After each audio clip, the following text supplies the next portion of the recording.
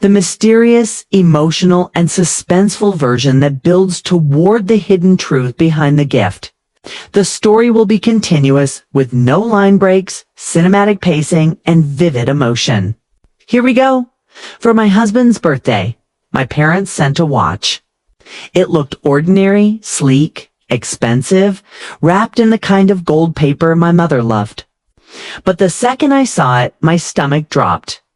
My hands went cold, my heart started racing, and a whisper rose inside me that said, "Don't touch it." My husband, Daniel, didn't notice. He was smiling, happy, cutting through the wrapping with the same excitement he had for anything my parents ever sent. They adored him, or at least that's what he thought. "Wow," he said, holding it up to the light. "Your parents have good taste." I forced a smile. "Yeah," I said quietly. "They do." But inside, I was shaking. That watch, I'd seen it before. Not this exact one, but its twin. The same brand, same model, same engraving. And the last time I'd seen it, it was on my brother's wrist, 2 weeks before he died. Daniel didn't see me freeze.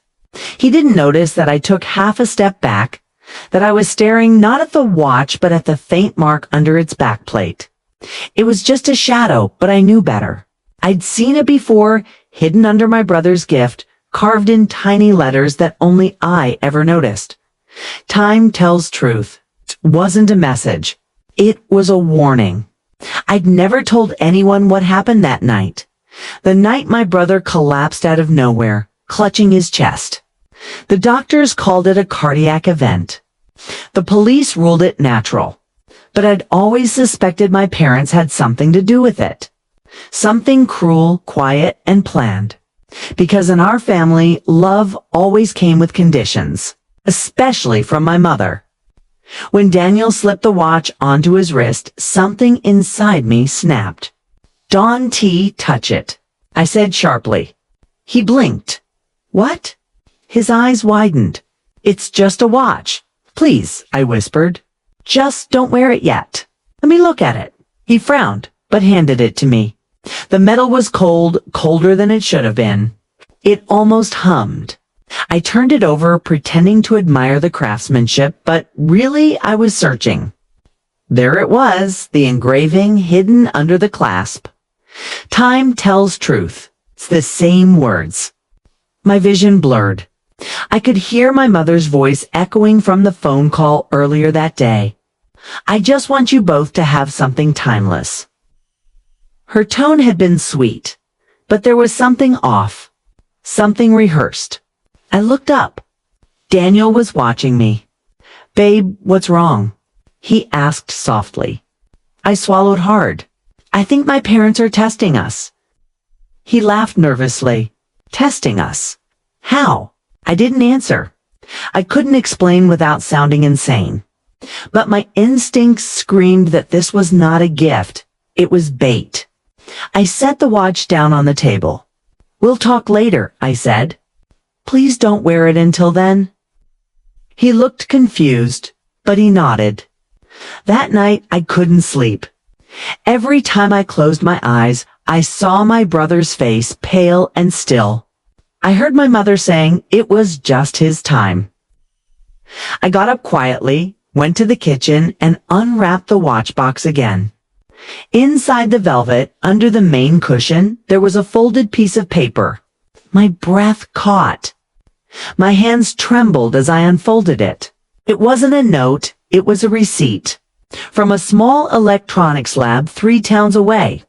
The description read, "Custom frequency transmitter embedded calibration." I didn't know much about electronics, but I knew enough to realize this wasn't part of a normal watch. I searched a serial number online, and what I found made my blood run cold. The same serial number had been logged in a private investigation years ago connected to my brother's death. I dropped the paper, heart pounding. My parents had covered their tracks well, but not perfectly. The watch was designed to emit a low-frequency pulse. It could trigger heart irregularities in certain people, especially those with pacemakers, like my brother had. Daniel didn't have one, but still, Why send this? Why now? I needed answers. The next morning, I called my mother. Did you send the watch? I asked, of course, dear. You like it? She said lightly. It's beautiful. I kept my tone even. Where did you get it? Oh, your father found it at that new boutique downtown. Why? Just wondering. She hesitated for a moment, then added, it suits Daniel. He's always been good with time, steady, reliable. There it was again. That hidden meaning? My mother never said anything directly. The shopkeeper looked puzzled when I showed him the picture. We've never sold that model, he said. That's custom. You'd need special authorization for the internal mechanism. Internal mechanism? I repeated. He nodded. It's not just a watch. Whoever made it knew exactly what they were doing.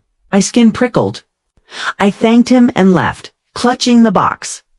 By the time I got home, Daniel was sitting at the kitchen table, looking guilty. The watch was on his wrist. I just wanted to see how it felt, he said quickly. I only wore it for a few minutes. My chest tightened. Did you feel anything? What do you mean? Any dizziness? Headache? No, why would I? He stopped mid-sentence, pressing his temple. Actually, now that you mention it, I grabbed his wrist and yanked the watch off. He winced. The metal was hot. Not warm burning. I dropped it instantly. We both stared as a thin wisp of smoke curled up from under the casing. Daniel looked terrified. What the hell is that thing? He said. I don't know, I whispered, but we're going to find out. I wrapped the watch in a towel and locked it in a drawer. Then I called my brother's old friend, Aaron. He was an engineer, paranoid, secretive, but brilliant. When I explained what had happened, he went silent. Send it to me, he said finally. Don't tell anyone, especially not your parents. Why? Because if I'm right, he said grimly, this isn't the first one they've made. That night, I couldn't eat. Every sound in the house felt amplified. Every creak, every whisper of wind outside. Daniel tried to reassure me, but I could see the fear in his eyes. You think your parents would actually hurt me? He asked quietly. I didn't answer. Because the truth was, I didn't know anymore. The next morning, Aaron called. You need to come here, he said. His voice was tight. I was right. Bring Daniel. And bring that box. When we arrived, Aaron looked pale. On the table in his lab were pieces of the watch wires, circuits, a microchip no larger than a fingernail. This isn't just a transmitter, he said. It's a surveillance device. Audio, GPS, even biometric tracking. Someone's been monitoring whoever wears it. Daniel and I stared at him. Monitoring for what? I asked. For weakness, Aaron said. Stress levels, heart rate, reactions. It's like they're studying you. But why? I whispered. Aaron hesitated. Because whoever designed this didn't do it for science. They did it for control. My stomach turned. My parents always liked to know everything, where I was, who I was with, what I spent. Even after I married, they never stopped asking questions. Maybe this was their way of regaining that control. What do we do now? Daniel asked. Aaron looked at me. We expose them, he said. But we need proof. That night, I went back home and called my mother again. The watch docent T-work. I lied. It stopped ticking. She paused. Oh, that's strange. Your father can fix it. Bring it over tomorrow. Sure, I said, forcing a smile she couldn't see. I'll bring it first thing. But inside, I was already planning something else. If they wanted the watch back, they'd have to show their hand first. And I was finally ready to see just how deep their deception went. The next morning, sunlight spilled through the kitchen window, sharp and cold. Glinting off the locked drawer where the watch still lay. I hadn't slept. Every hour I spent awake tightened something inside me. A coil of anger and fear winding together until they felt indistinguishable. Daniel came in quietly, his face pale, the small red mark still visible on his wrist where the metal had burned him. "Are you sure about this?" he asked. I nodded. "They invited us. That means they're ready to play." We packed the box in its wrapping exactly as before and drove toward my parents' house. The sky was overcast, gray like steel. My childhood home stood at the end of the long gravel road. The same white shutters, the same manicured roses. Everything as perfectly staged as my mother's smile. She opened the door before we even knocked. "You're early," she said sweetly. Her eyes flicked to the box. "You brought it." "Yes," I said, matching her tone. My father appeared behind her, tall, composed, carrying his coffee mug the way he always did, like a prop. "Daniel," he said warmly, "good to see you, son." His hand landed on Daniel's shoulder with practiced affection. I caught the faintest hesitation in Daniel's posture, but he managed a polite nod. We entered the house, the familiar scent of polished wood and lavender polish making my stomach twist. My mother gestured toward the dining room. "Set it there. I'll fetch my tools." I placed the watch box on the table and waited. Daniel's hand brushed mine beneath the tablecloth. A silent question. I squeezed back. Silent reassurance. Within minutes, my mother returned with a small velvet kit. Not a repair set, a calibration device, sleek and black with a digital readout. "I thought Dad was fixing it," I said lightly. "He's busy," she replied. "I know what I'm doing." She unclasped the box and lifted the watch with care that was almost tender. "Strange," she murmured, turning it over. "You haven't worn it much." "I was saving it," Daniel said quickly. Her lips curved. "Good. It's better that way." I watched as she pressed a sequence on the device. The digital screen blinked, then emitted a faint pulse, almost inaudible but enough to make the hairs on my arms rise. "Still works perfectly," she said softly. I leaned closer. "What exactly are you calibrating?" Her gaze met mine, sharp as glass.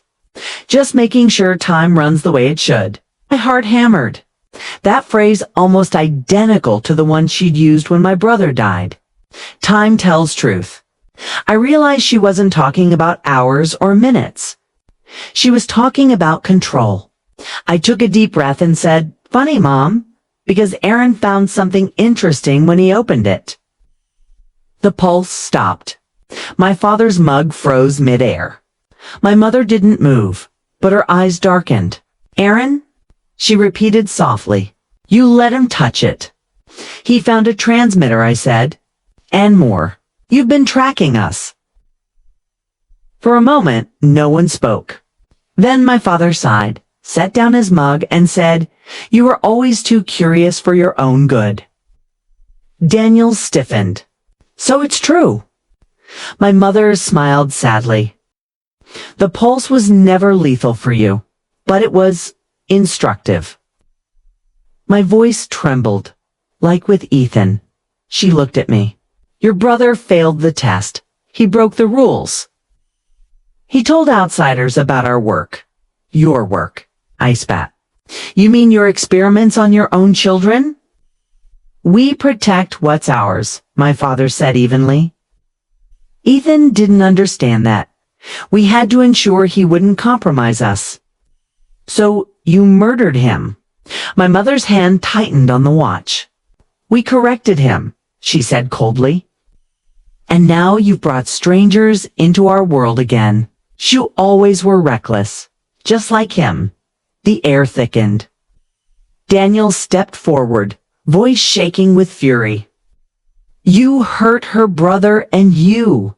"Think you can just, Daniel?" my father interrupted smoothly. "You should choose your next words carefully." That was when I saw it. the remote in his other hand, small and silver, identical to the one my brother once carried. My stomach lurched. "What is that?" I demanded. "A safeguard," he said. "For when family forgets their place." I moved first, lunging toward him, but Daniel was faster. He grabbed the remote and slammed it against the table. It shattered.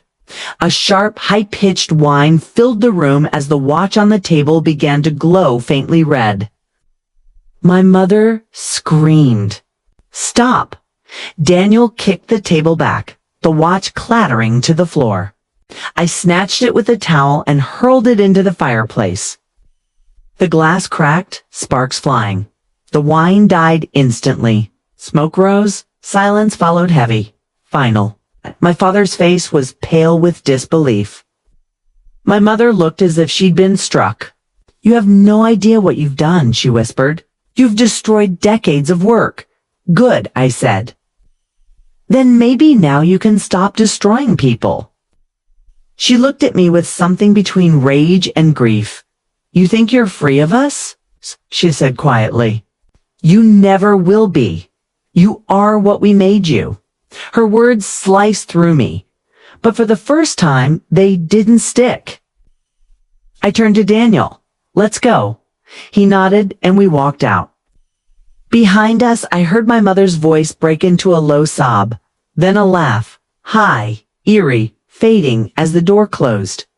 We drove in silence for miles. My hands shook the whole time. When we finally reached Aaron's workshop, I collapsed into a chair. "It's over," I whispered, but Aaron didn't look relieved. He looked terrified. "You destroyed it?" he asked. "The watch?" "Yes," I said. "Good," he murmured, but that wasn't the only one. I stared at him. "What do you mean?" He turned his monitor toward me. A live feed flickered data streams, signals bouncing between multiple locations. "There are others," he said. "Different models, all transmitting on the same network. If your parents were part of something larger," he zoomed in on one of the pings. "See this? That's not from your town. It's from an estate outside Chicago. Another family." I swallowed hard. "So it's a program. More like a hierarchy," Aaron said. "I've been embedding these devices into wealthy families for years. Monitoring, manipulating behavior through biofeedback. Your parents were high level, but not the origin." Daniel rubbed his temples. "So even if we expose them, someone else will replace them," Aaron finished. The room felt smaller suddenly, the air heavy with dread. "What do we do?" I asked. Aaron looked at me. "We go public, but carefully. If they realize you know too much, they'll come after you." "They already have," I said. That night we packed everything. Documents, photos, recordings from Aaron's lab, and drove to a safe house he arranged.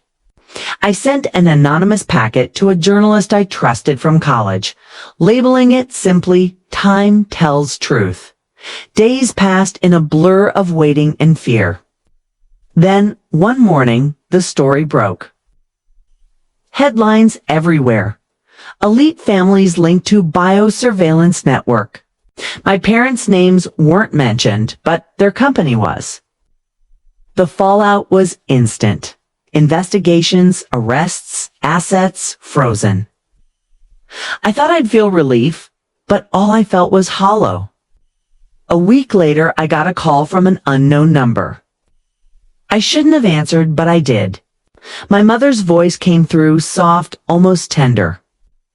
"You did well," she said.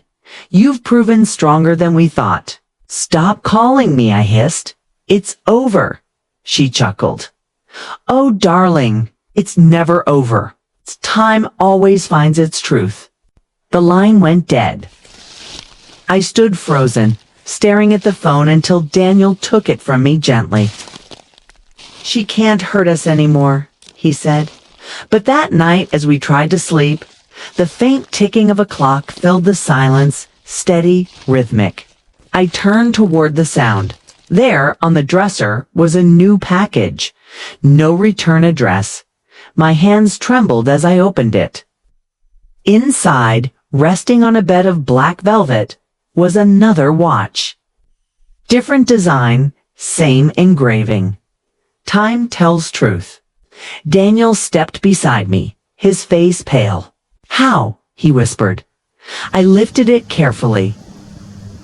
The second hand began to move the moment I touched it, ticking faster and faster until it settled into a steady rhythm that matched my heartbeat.